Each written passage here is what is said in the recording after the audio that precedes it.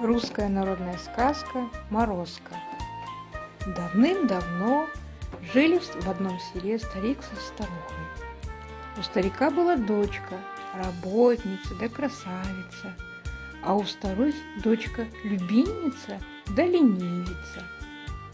Старикова дочка с раннего утра до позднего вечера по хозяйству управляется, а старухина дочка на печи лежит да леденцы сосет. Чтобы старикова дочка не сделала, как бы ни старалась, а злой мачехе все не по нраву, все худо. Зато свое дитятко хвалит, не нарадуется. Вот и надумала мачеха падчерицу погубить.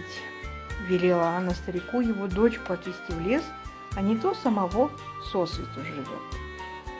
Делать нечего. Отвез старик дочку на опушку леса, усадил под елю, заплакал с горя и уехал.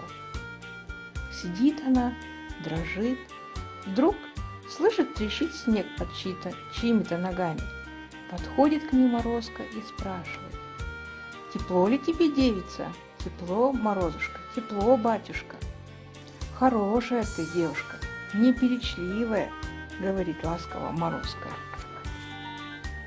Закутал ее в шубу теплую и отвез на санях в терем серебряный. Отогрелась Настенька, улыбается, а Морозко на нее не нарадуется, красотой не налюбуется. Погостила она в тереме, да и домой собралась. Дал ей Морозко ларец с драгоценностями и отправил в деревню на тройке вороных в санях расписных. Как увидела мачеха падчерицу, приказала старику завести ее дочь в лес на то же место. Села старухина дочь под елю, зубами стучит, подходит Морозко и спрашивает: «Тепло ли тебе, девица?» А она отвечает: «Ну чего пристал, старый?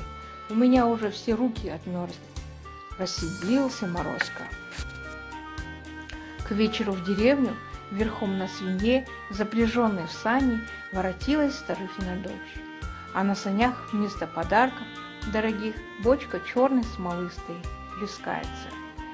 Высыпал народ на улицу, смеется, за животы хватается, глядя на это чудо. А старик с Настенькой зажили спокойно и радостно, да, наверное, и теперь живут.